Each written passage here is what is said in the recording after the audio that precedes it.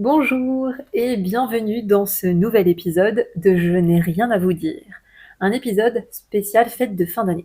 Et oui, aujourd'hui on parle de ce sujet parce que j'avais envie d'évoquer comment vivre cette période avec sérénité malgré les défis qu'elle peut apporter. Mais avant de commencer, je me présente, je suis Hélène et quand je n'enregistre pas le podcast, j'accompagne des personnes à se reconnecter à elles, à ce qui les fait kiffer, à ce qui les fait vibrer pour se créer ou se recréer une vie épanouissante, notamment grâce à l'art-thérapie, le coaching profond et les soins énergétiques. Je suis aussi spécialiste du burn-out et j'accompagne celles et ceux qui souhaitent sortir de l'épuisement en leur permettant de vivre une véritable renaissance. J'ai créé ce podcast avec l'envie de partager avec toi mes expériences, mes prises de conscience, mes astuces et ce que je vis dans mes accompagnements pour te donner des clés pour avancer sur ton chemin d'évolution. Sois le bienvenu, on y va. Alors aujourd'hui, j'avais envie d'aborder le thème des fêtes de fin d'année parce que entre joie et stress, cette période peut parfois ressembler à des montagnes russes émotionnelles entre l'organisation, la pression familiale, les traditions. On peut vite y perdre sa sérénité et je le vois notamment avec les personnes de mon entourage. Il y en a beaucoup qui sont en stress, qui sont en mode angoisse, précipitation, pas forcément hyper joyeuse avec cette période. Et justement, reste bien jusqu'à la fin parce que je vais te partager des clés et des astuces pour en faire une période plus apaisée si toi aussi tu traverses un peu cette période de tsunami. Et ce sujet me tient particulièrement à cœur parce que ça n'a pas toujours été une période facile et ça a toujours été assez particulier dans le sens où entre les Noëls, soit chez maman, soit chez papa, les Noëls partagés entre ma mère et la famille de mon mari à l'époque, les Noëls en garde partagée depuis plusieurs années maintenant, en fait, j'ai finalement toujours été très loin du fantasme des réveillons présentés dans les téléfilms de Noël qui apparaissent dès octobre sur nos écrans de télévision. Et je pense que je suis loin d'être la seule. J'avais donc envie de partager mon évolution de pensée par rapport à cette période qui se caractérise, à mon sens, par des attentes sociales et familiales parfois très fortes et dont il n'est pas toujours facile de se détacher. Et ça me semble d'autant plus important parce que justement, hier, mon fils, avant de partir pour passer la semaine chez son papa, m'a demandé ce que j'allais faire moi pendant cette semaine où lui ne serait pas là. Et je lui ai dit, bah écoute, c'est la première semaine de 2024 où je n'ai absolument rien de prévu. Donc voilà, je lui ai fait un petit peu la liste de ce que je vais faire. En fait, il me dit, mais je trouve ça triste. Et je lui ai demandé pourquoi. Il m'a dit, ben, c'est triste d'être seul pendant les fêtes. Et je me dis, waouh, il n'a même pas encore 6 ans. Et il a cette idée que c'est si je suis seule pendant les fêtes, c'est associé à de la tristesse. Et ce qui est assez logique, parce que finalement, depuis qu'il est bébé, à chaque fin d'année, chaque Noël ou Nouvel An, il est très entouré. Donc, pour lui, je pense que c'est assez logique dans son esprit qu'il y ait du monde, qu'il y ait la fête, qu'il y ait de la joie, du rire, de la musique, etc. Enfin, des rires et de la musique. Et je me suis dit, waouh, j'ai vraiment envie de faire péter un peu ce truc de, ok, il y a tellement de situations qui peuvent faire que tu vis cette période-là seule, mais sans forcément la subir. Ça peut être choisi. Enfin, voilà. Donc j'avais envie d'aborder ça. Et l'idée, c'est de mettre en lumière le fait que l'on peut choisir une autre manière de vivre les fêtes. Donc, pour préparer cet épisode, j'ai fait un sondage sur mon compte Instagram. D'ailleurs, je t'invite à m'y rejoindre. Le lien est dans la description. Et si tu veux me rejoindre pour participer au sondage concernant les podcasts ou découvrir ce que je fais, tu es absolument le ou la bienvenue. Et donc, j'ai fait ce sondage pour recueillir comment était perçue, vécue cette période parmi ma communauté Insta. Et j'ai identifié les défis des fêtes. Avec, en premier, ce qui revenait, c'était les attentes familiales. Parce que, en effet, Noël, c'est quand même l'événement étiqueté famille avec toute l'organisation et les injonctions que ça peut impliquer. Entre le traditionnel, on a toujours fait comme ça, ou on compte sur toi pour organiser ou pour venir ou pour accueillir. Bref, en fait, ça peut vite devenir compliqué. Je pense notamment si tu es en couple. L'idée, ça va être de partager le temps de présence entre la famille de l'un et la famille de l'autre. Si tu habites loin de ta famille ou de tes proches, est-ce que tu rentres ou pas? Est-ce que c'est les autres qui se déplacent? Et si tu es séparé ou divorcé, qu'il y a des enfants, comment tu t'arranges avec ton ex-compagne ou compagnon? Et est-ce que tu t'entends bien avec lui ou avec elle? Et à ça, je pense notamment aux personnes qui vivent ou qui ont vécu un burn-out. Si tu ajoutes l'aspect fatigue et épuisement, ce qui a été mon cas quand même pendant 2 Noëls ou lorsque j'étais mariée en plein burn-out, gérer tous les moments en famille, avec du monde, les cadeaux, enchaîner tous ces moments, c'était hyper dur pour moi. Parce que clairement, j'étais là, mais je n'étais pas là. Je n'arrivais pas à me raccrocher à ce qui se passait, j'arrivais pas à être présente, j'avais pas d'enthousiasme. En fait, j'avais qu'une envie, c'était d'être au calme ou ailleurs, même limite seule, quoi. Et en fait, le seul truc qui me gardait en lien, c'était mon fils, quoi. C'était être là pour lui. Et il y a tellement d'autres configurations parce que ça a beau être étiqueté famille, il y a quand même un grand nombre de personnes pour qui Noël et les fêtes de fin d'année, en général, signifient solitude. Et en effet, comme l'a souligné mon fils, parfois cette idée de tristesse.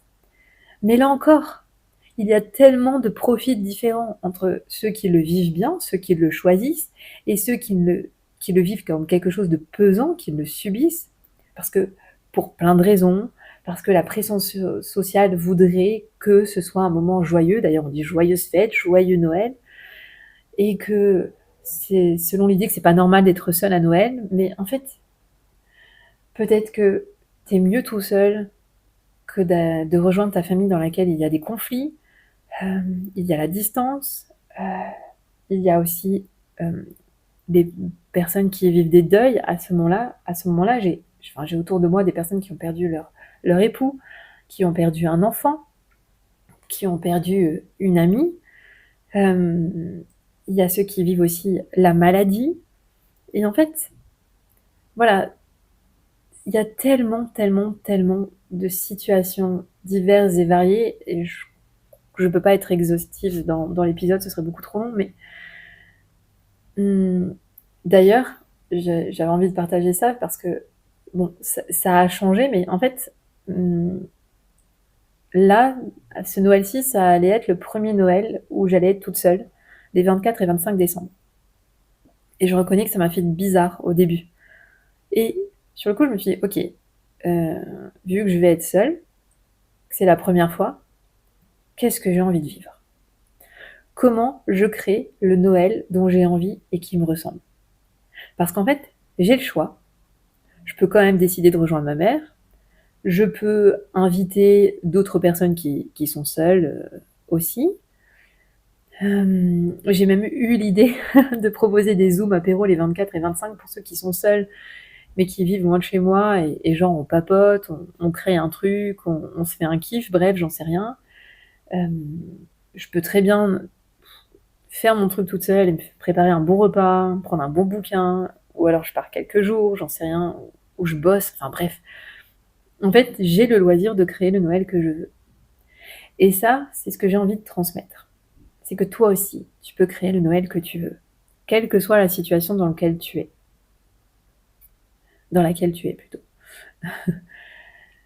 Que tu sois seul, par choix, ou pas, que tu vives ces moments-là en famille, avec des proches, etc. En fait, comment tu as envie de vivre ce Noël? Comment tu peux faire? Qu'est-ce que tu peux amener pour vivre le Noël dont toi, tu as envie? Alors, j'ai aussi envie d'amener l'idée que si t'es pas joyeux, si c'est pas festif, eh ben c'est ok. Parce que cette période-là, d'ailleurs c'est une période qui peut être très déprimante pour certaines personnes. Je sais pas si c'est encore vrai, mais c'est une période où le taux de suicide ou tentative de suicide augmente.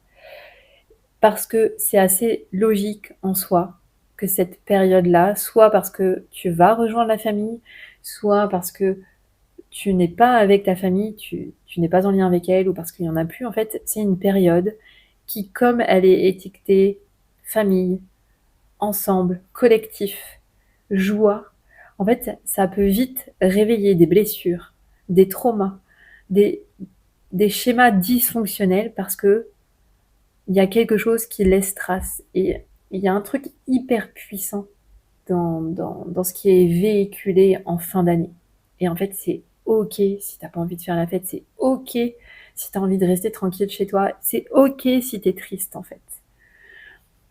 Parce que je vois les téléfilms de Noël, c'est toujours des grandes tablées, des beaux repas, tout le monde est ensemble, tout le monde rit, ça finit toujours bien, c'est joyeux et voilà, tant mieux parce que ça fait du bien aussi de voir des choses comme ça. Les téléfilms de Noël, c'est fait pour.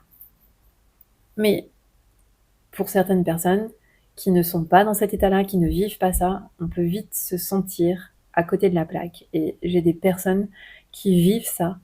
Et si elles m'écoutent, c'est OK. Il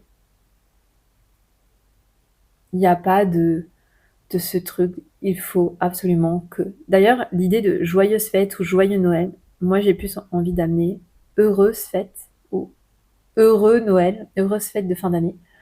Pourquoi? Parce que dans cette idée de heureux, c'est que tu peux créer ce qui, toi, te rend heureux. Et être heureux, c'est pas la finalité, c'est pas la destination, c'est OK, dans ce que je vis là, qu'est-ce qui peut me permettre d'être heureux? Quelles ressources j'ai en moi? Parce que tu l'as, forcément, tu as ces ressources pour être heureux là maintenant. Comment je vibre le fait d'être heureux là maintenant? Quelle que soit la situation que je vis, quel que soit mon environnement, mon entourage ou pas. Et on m'aurait dit ça il y a quelques années, j'aurais dit non mais celle-là elle est folle. Qu'est-ce qu'elle babelle, qu'est-ce qu'elle raconte, c'est pas possible. Là franchement c'est la merde. je vais pas bien, je me sens pas heureux, je me sens pas joyeuse, qu'est-ce que tu me racontes? Et en fait, j'ai vraiment compris ça là, quand j'ai eu ce truc de ok je vais être seule à Noël. Ben finalement, je me suis rendu compte que il n'y a pas beaucoup de Noël où je me suis sentie heureuse. Parce que quand j'étais chez mon père, je pensais à ma mère qui était seule. Quand j'étais avec ma mère, bon, je savais que mon père était pas seul, mais j'étais pas avec mon père. Quand j'étais avec la famille de mon mari à l'époque, je n'étais pas avec ma mère, et inversement. Et finalement, je crois que j'ai pas de souvenir où j'ai été vraiment pleinement épanouie et heureuse à Noël. Et en fait, je me suis dit, ok, cette année, qu'est-ce qui fait que je peux être heureuse à Noël? Et j'ai vraiment envie d'envoyer ce message aux personnes qui vivent des moments douloureux, difficiles. Si ce que je suis en train de te dire, t'es en train de me dire non mais celle-là, elle me saoule, et ben c'est ok aussi et je comprends. Voilà. J'avais vraiment envie de transmettre ça. Oui, tu peux créer le Noël que toi tu veux. Et en fait, si t'arrives pas à te sentir joyeux, joyeuse ou heureux ou heureuse, c'est ok. Juste, voilà, prends le temps d'en parler. Fais-toi accompagner si t'as besoin. Mais voilà, j'avais vraiment envie de casser un peu ce truc. Il faut absolument que ce soit festif et joyeux et enthousiaste et machin. Voilà, parce que c'est pas la réalité pour tout le monde en cette période. Dans les défis aussi qu'il y avait, au-delà de cette notion d'attente familiale et un peu de pression sociale sur comment on doit vivre les fêtes de fin d'année, il y avait aussi cette idée de cette pression de faire plaisir à tout le monde, sous plein de formes, que ce soit le cadeau, le repas, la déco, l'organisation, tout ça. On veut faire plaisir, mais ça peut vite devenir une pression énorme, et surtout si on s'oublie dans le processus. Parce qu'avec la fatigue, le manque de temps, la course, enfin, j'ai un nombre incalculable de personnes autour de moi qui parlent de course, de marathon, et qui se sentent épuisées juste à l'idée des fêtes de fin d'année avec tout ce qu'il y a à organiser et prévoir. Et je comprends, entre le travail, les courses, les préparatifs, tu peux vite arriver aux fêtes épuisé, surtout qu'en plus c'est une période où on rentre dans l'hiver, donc où tout est censé ralentir et ce coup d'accélérateur, on n'a pas forcément l'énergie pour, on n'a pas forcément l'envie, parce que la nature nous montre que c'est un moment de ralentissement. Et, et dans cette course effrénée à tout organiser, à ce que tout soit beau, parfait, lumineux, etc., et ben on peut vite s'y perdre. Et je sais pas comment ça va résonner pour toi, mais je sais que notamment sur la question de faire plaisir avec les cadeaux, le repas, etc. Je sais que moi, c'est le genre de choses qui me fout une angoisse. Parce que si tu m'invites chez toi et que je dois apporter quelque chose, je vais le faire avec plaisir, mais dis-moi quoi. Si c'est une boisson, dis-moi ce que je dois apporter. Si je dois apporter le dessert, dis-moi ce que je prends comme dessert. Parce que moi, je vais passer des jours à me poser des questions. Ok, mais est-ce que ça fera plaisir? Est-ce que ça, ce sera mangé? Est-ce que ça, ce sera bu? Est-ce que ça, c'est ok? Est-ce que ça va plaire à tout le monde, etc. Pareil pour les cadeaux. J'adore faire des cadeaux, j'adore faire plaisir aux autres. En fait, j'ai envie d'être sûre que la personne aura le plaisir de le recevoir, aura l'utilité, parce que voilà, moi en fait j'ai une liste un, assez longue de choses que j'aimerais bien avoir. C'est un peu le truc quand tu t'intéresses à énormément de choses, c'est que il y a beaucoup de choses qui me font plaisir. Par contre, il y a des trucs, si j'en vois pas l'utilité, si ça me fait pas vibrer, bah, comme tout le monde, voilà. Et en fait, j'ai envie d'offrir à la personne ce qui lui fera plaisir, voilà. Donc pareil, quand il y a un anniversaire ou un Noël, mais fais-moi une liste et je vais piocher dedans. Et peut-être qu'en voyant la liste, c'est une autre idée qui me viendra, mais voilà, parce que j'aime bien aussi créer les choses moi-même et je me rends compte que quand je les crée moi-même, finalement, ben ça fait super plaisir et, et je suis contente, tant mieux, mais c'est pas forcément le cas. Donc je sais que moi, le fait d'être invitée à un repas où il faut apporter quelque chose, ou apporter un cadeau, etc., c'est hyper stressant pour moi. Dis-moi ce que tu veux, ça me facilite les choses. Et si t'es comme moi, je compatis parce que j'ai la chance d'avoir uniquement mon fils et ma mère à gâter. Donc ça fait que deux personnes et voilà, mon fils, je sais quoi, parce qu'il aime beaucoup de choses. Ma mère, c'est plus difficile. Et ma mère, ça me fout une angoisse de mince, qu'est-ce que je peux lui offrir pour lui faire plaisir, quoi. Donc je vais tenter ma chance cette année et on verra parce qu'elle elle m'a pas fait de liste. Donc je vais me débrouiller, mais voilà, ça fait une charge mentale. Il faut penser à plein de choses, le repas, être à telle date, à telle heure, etc. Et cette notion de faire plaisir qui est revenue, j'ai trouvé ça super intéressant et j'avais envie de te le partager. Hum, Autre défi qui est venu, c'est le troisième défi de ces fêtes de fin d'année, c'est la gestion des relations familiales ou avec les proches, etc.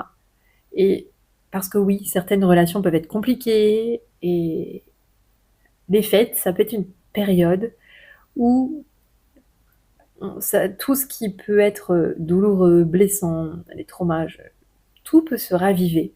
Surtout si en plus on est en présence avec les personnes et que les choses n'ont pas été réglées, certains conflits, certains non-dits, certaines choses dont on n'a même pas conscience la plupart du temps.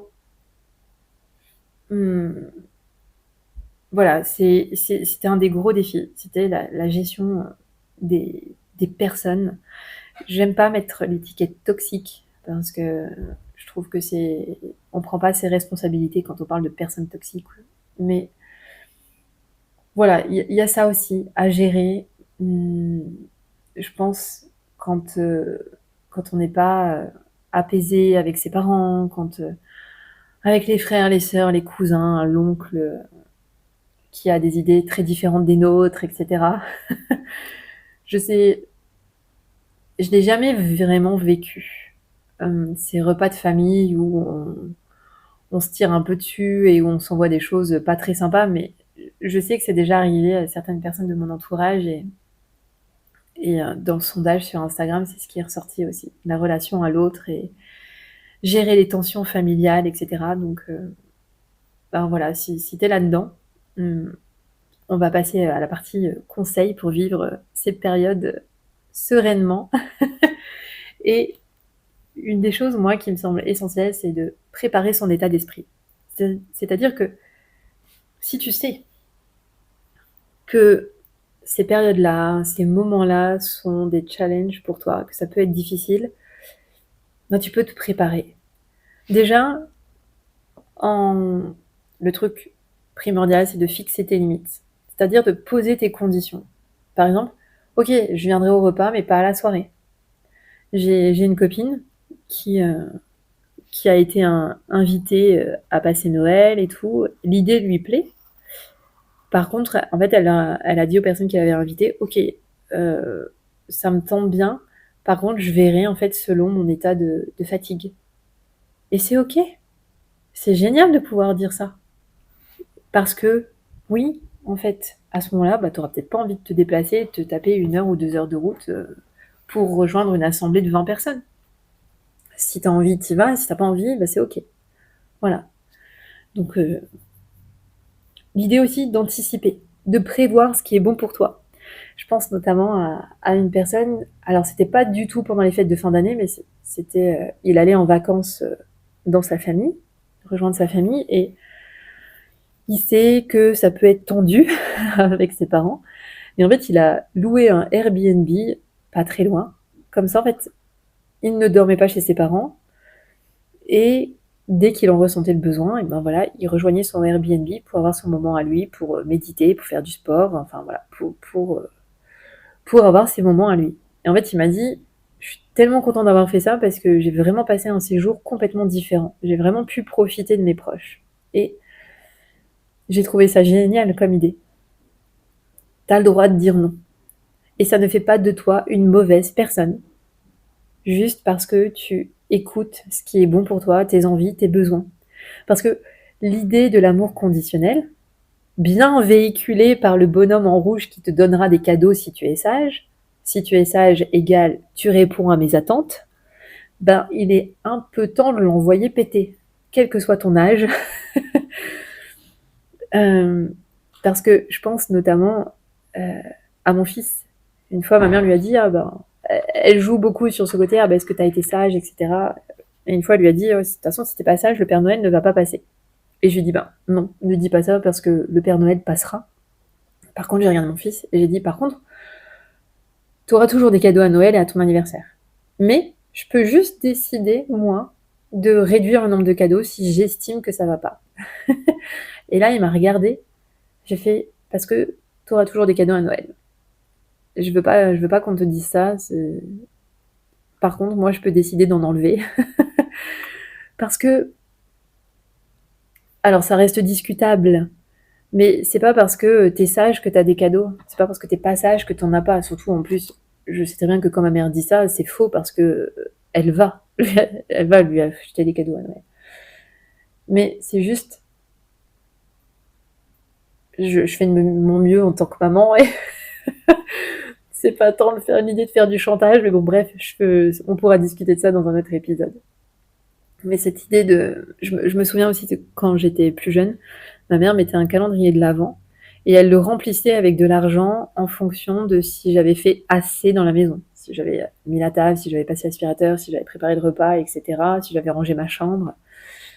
Donc quand selon elle j'avais fait assez, j'avais 2 €. Et par contre les jours où j'avais pas fait assez, c'était que quelques centimes. Mais c'était horrible pour moi. C'est comme si ma mère me donnait une valeur financière, enfin une valeur pécuniaire à ce que je pouvais faire et à comment j'étais, alors que j'étais gamine, quoi. Mon rôle, c'est pas de préparer le repas ni de passer l'aspirateur.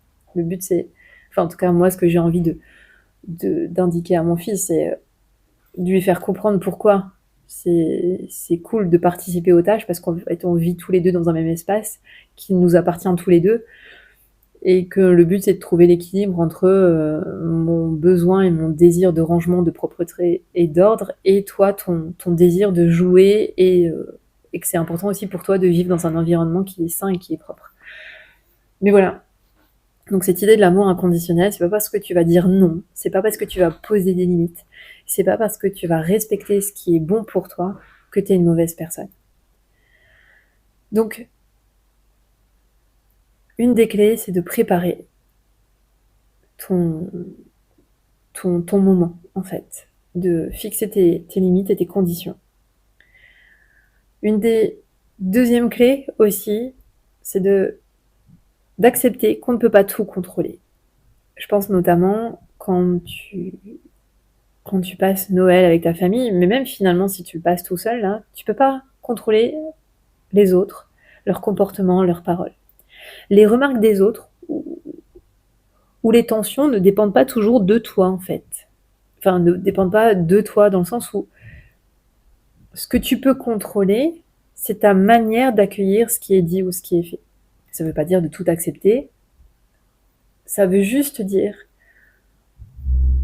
que dans ces moments-là, si ça vient te heurter, si ça vient te chatouiller, peut-être t'observer en disant ok, là je sens qu'il y a un truc qui est pas ok. Est-ce que j'ai la clarté dessus? Est-ce que je vois tout de suite ce que c'est ou pas? Mais dans ce cas-là, je sens qu'il y a quelque chose qui vient d'être touché en moi.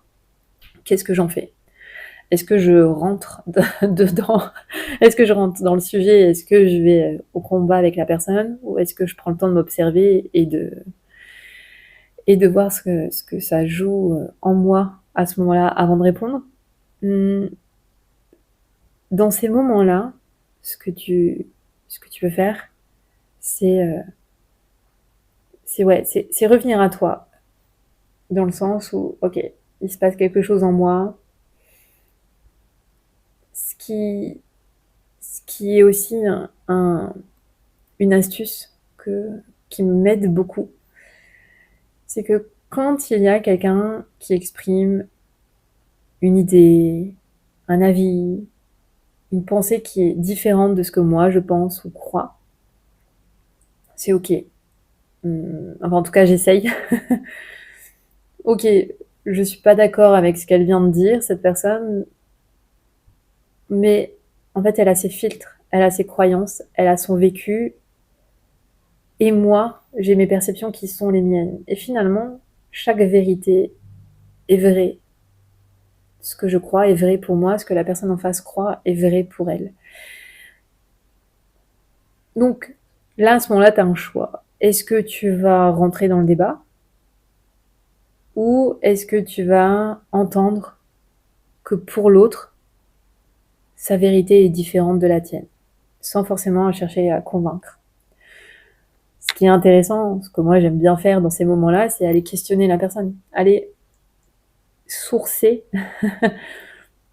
qu'est-ce qui est à l'origine de cette croyance, de cette parole, de cette pensée, ok, d'où ça vient, mais où est-ce que tu as entendu ça et pourquoi tu dis ça et ce qui est super intéressant dans ces moments-là, c'est qu'au lieu d'être dans un combat, dans un débat de non mais si c'est pas ça, mais non mais t'as raison, mais t'as tort, machin, c'est ok, je montre que j'ai été entendue, que je ne suis pas d'accord, mais je te vois et je t'entends.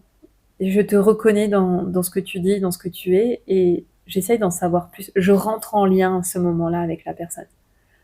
Ok, on n'est pas d'accord, mais comment on crée du nous quand même là-dedans? Comment on crée du lien? Comment on échange sans essayer de gagner une joute verbale qui n'a pas lieu d'être? Voilà. Donc ça peut être une des astuces aussi. Après, t'as aussi droit de poser le truc.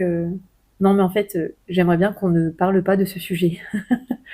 Parce que je pense notamment au sujet un peu bateau et délicat, parfois. C'est alors, toujours célibataire ou quand est-ce que tu vas nous trouver un vrai boulot? Et alors, le petit deuxième, c'est pour quand? Eh ben alors, toujours pas marié. Enfin voilà, des trucs comme ça. Et en fait, si t'as pas envie de parler de ces sujets, ça revient à fixer tes limites. Ok, j'ai pas envie de parler de ça. Maintenant, en fait, t'as toujours le choix dans ces moments-là. Donc, tu ne peux pas contrôler ce que l'autre va te dire ou faire. Tu peux juste contrôler comment toi tu vas accueillir et agir en fonction de ce que ça génère chez toi. Voilà. Et ce qui est important dans ces moments-là, c'est donc préparer ton état d'esprit et en fait te reconnecter à l'essentiel. C'est le deuxième point. Fais le focus sur ce qui est important pour toi. Qu'est-ce qui compte vraiment pendant cette période de fête? Pourquoi tu fêtes Noël si tu le fêtes? Est-ce que c'est pour partager un moment avec tes proches, ta famille, ou est-ce que c'est pour répondre à des attentes? Est-ce que j'y vais pour faire plaisir, ou est-ce que j'y vais parce que j'ai vraiment envie? Est-ce que je reste chez moi parce que c'est ce qui me correspond le mieux, ou parce que j'ai pas envie de me taper le discours de l'autre? Fais le point sur ce qui compte pour toi. La question de l'intention. Voilà, ce deuxième point, reconnecte-toi à toi en posant une intention. Je sais que, justement, avec ma mère, on a une vision de la vie qui est parfois extrêmement différente.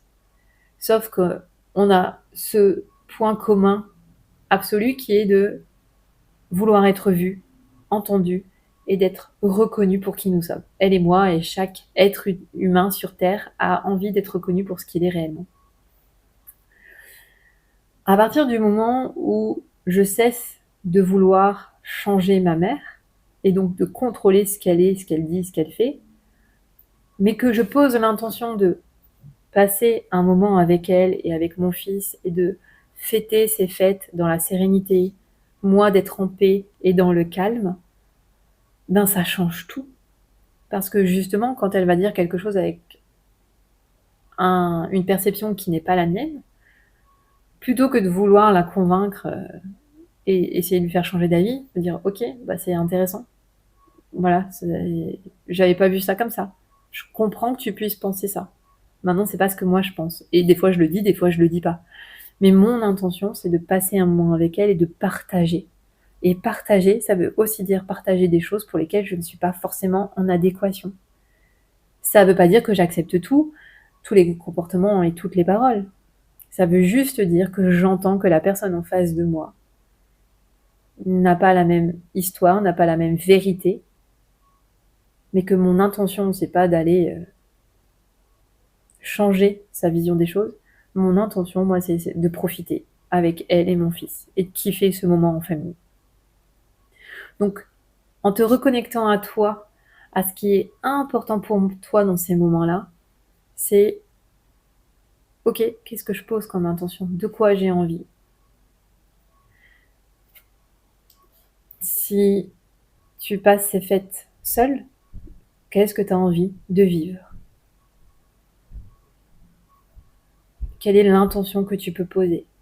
Ça peut être une intention pour les jours, les mois ou le Noël suivant. Ok, ben, Noël prochain, j'aimerais bien vivre ça. Et en posant cette intention, il y a quelque chose qui va changer en toi. Ton énergie va changer. Voilà. C'est ça dans le fait de ne pas contrôler les autres, c'est que tu peux juste être responsable de ce que toi tu vibres, de ce qui se dégage de toi.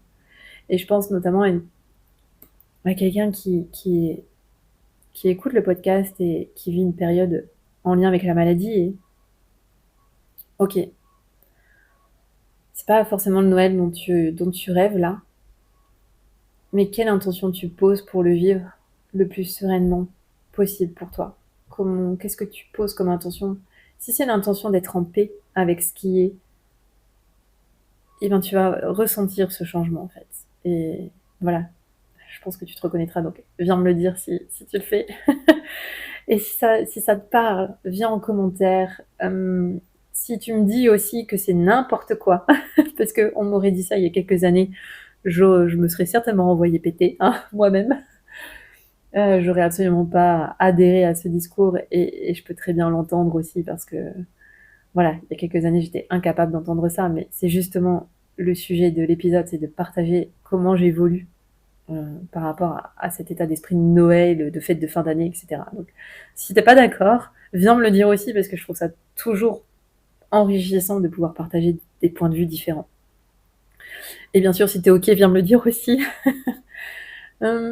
Donc, en te reconnectant à toi, tu vas capter ce qui est important pour toi, donc tu vas pouvoir poser une intention. En fait, et c'est là aussi où du coup tu vas pouvoir dire non et poser tes limites sans culpabilité. Parce que refuser certaines invitations ou simplifier certaines choses, ben c'est juste un acte de bienveillance envers toi-même, et ça peut être ton intention, être bienveillant envers toi, tu vois. Donc,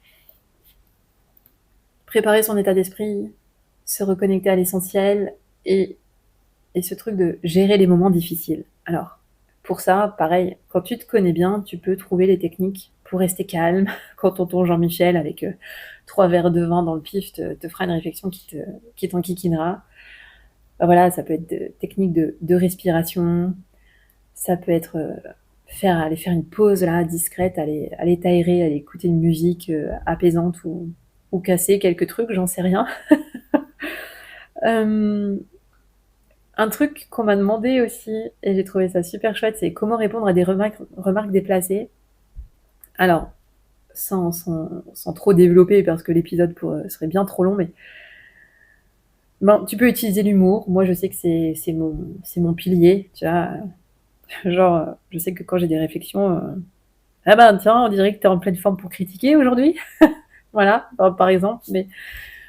Mais ce qu'il faut savoir aussi, c'est que la personne qui va te faire une remarque, le domaine sur lequel elle va te faire cette remarque, ça te montre juste, c'est un indicateur de là où elle se sent en insécurité. Donc, si à ce moment-là, tu es juste en observation de ce que la personne te dit, elle va juste exprimer en fait une peur qui lui appartient. Et soit tu t'en saisis, et dans ce cas-là, tu es en réaction, soit tu dis, ok, je vois où est ton insécurité, et là, soit tu rentres en échange avec la personne, tu crées du lien, soit, bah voilà, je préfère qu'on évite ce sujet pendant les fêtes.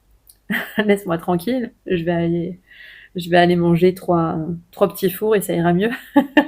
Bon, se réfugier dans la nourriture, c'est pas forcément l'astuce la plus concrète que je puisse donner. Mais ça pourra faire un autre sujet sur les addictions d'ailleurs. Mais en te connaissant toi, en sachant ce qui te fait du bien, moi je sais que c'est un livre, un carnet de dessin ou écouter de la musique, une chanson qui va me faire du bien, qui va me faire penser à autre chose. Voilà. Du coup, le maître mot, c'est se préserver aussi. Et je pense notamment aux personnes qui m'écoutent, qui vivent ou qui ont vécu un burn-out. Justement, pour éviter le burn-out festif, entre guillemets, délègue. Demande de l'aide pour les repas, pour la déco, pour l'organisation. Simplifie-toi la vie. Un repas convivial, c'est pas forcément des plats compliqués. Moi, je sais que, par exemple, j'adore la raclette quand il y a du monde, parce qu'au moins, tout le monde est à table. Tu prépares tout d'avance, tu poses sur la table, chacun fait sa petite tambouille, et au moins, on est tous à table, et c'est génial. En plus, j'adore la raclette, voilà. Et prends soin de toi. Fais ce qui te fait du bien, une promenade, un bain, une méditation, de la peinture, enfin danser, j'en sais rien, ce qui te fait kiffer, quoi. Voilà. Donc, si on reprend les éléments principaux de cet épisode, parce que ça commence à faire une bonne durée là. Oui, les fêtes peuvent être stressantes. Elles peuvent être challengeantes au niveau émotionnel. Maintenant, tu peux choisir de créer les fêtes de fin d'année que tu souhaites, en étant connecté à toi, à ce qui est important pour toi, en fixant tes limites, en te recentrant sur l'essentiel, en gérant les émotions qui peuvent être difficiles parfois. Tu peux transformer cette période, si elle n'est pas apaisée, tu peux la transformer en moment doux et aligné à tes besoins et à ce qui compte pour toi. Et bien sûr, si c'est une période extrêmement difficile, il y a des solutions, il y a des personnes pour t'aider, il y a des numéros à appeler qui sont gratuits pour parler, il y a tes proches, il y a des thérapeutes pour ça.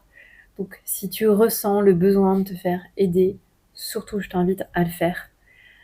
Les fêtes, ce n'est pas un concours, c'est pas le plus beau cadeau, c'est pas le plus beau, la plus belle déco, le plus bon repas, c'est surtout, en fait, moi l'image que j'en ai, fête de fin d'année, c'est la paix en fait, c'est le bilan avec tout ce qui s'est vécu pendant l'année et comment je suis en paix avec ce qui a été et ce qui est.